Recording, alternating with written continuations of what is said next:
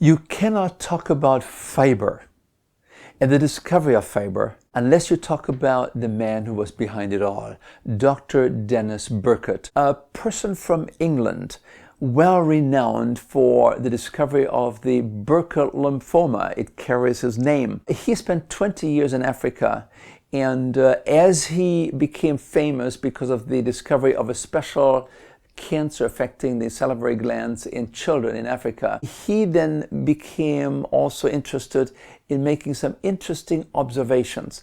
He was a man that looked carefully at his world and even at stools. And here's a very interesting idea. You see, Denis Burkitt noticed that the diseases that he was trained to take care of as a surgeon in England, he just couldn't find.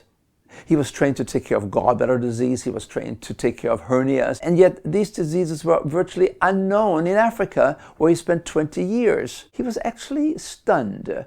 Why do we have this disease differential? He asked himself the question, why do we have so much of this Western disease? That's what he called it. And we don't have these diseases in Africa. Why? Could it be related to the difference in the diet? In England, the diet is very refined. You have plenty of meat, you have plenty of puddings, you have plenty of refined foods. You know, this is the British diet. In Africa, very different. It's gritty, it's coarse, it's grains and beans. And he began to ask himself the question, could it be that the difference in diet could also make a difference in these diseases? And then something happened that changed everything. What happened? He noticed the size, are you ready for this? Of African stools. Yeah, they were large, they were moist, they had a large base, they were apparently much heavier. And somehow, as you looked at the shape of the African stools, they always seemed to have sort of like a little tail at the top. It was like one of these Hershey Kisses, you know, those chocolate things?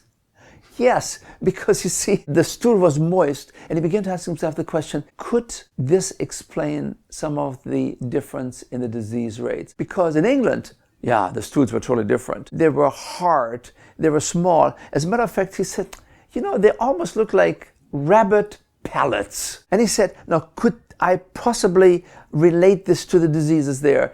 And this then was the beginning of the discovery of fiber. And Dr. Burkitt particularly began to think about the problem of constipation. Yeah, he remembered in England, it was always a very kind of a painful experience. I mean, people were always feeling relieved when everything had processed and everything was out. In Africa, people just, it was a very simple process. They would do what they had to do and it was gone. In England, they were sitting on the throne. Yeah, literally. They would read the Reader's Digest from front to end. I mean, it took seemingly time to get everything done there. And he began to think about this. And he wondered, how long does it really take for food to go from the entry point to the exit point? What is the transit time of food to go through the system? And he began to think about this. Maybe I can do an experiment. And so he approached the African people that were part of his patient clientele, and he gave them an experiment. They had some of these deep red berries in Africa, and he said to these African people, I want you to eat those berries, and then I want you to take a look at your stool. I want you to tell me when you find the red colored stool that he expected to be present. And he expected these people to come back after 3, 4, 5 days to say, Dr. Burkitt, we found it. Well, he was absolutely shocked that within 24 hours, many of these villagers, many of these patients came back to him and said, Dr. Burkitt, we found it. We found it. It's red. It's there.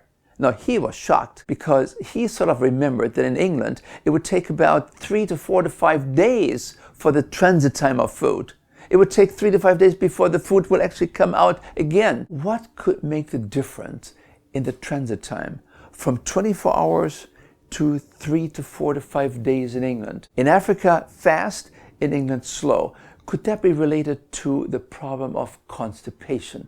Could that be related to the moist stools in Africa and the hard, dry stools in England? And this led to the discovery of dietary fiber. And this led to the discovery of the magic of fiber, with all of its complexity, which appeared to be so simple initially, but it began to unravel as one of the key elements in the discovery of the cause of certain diseases of the intestinal tract.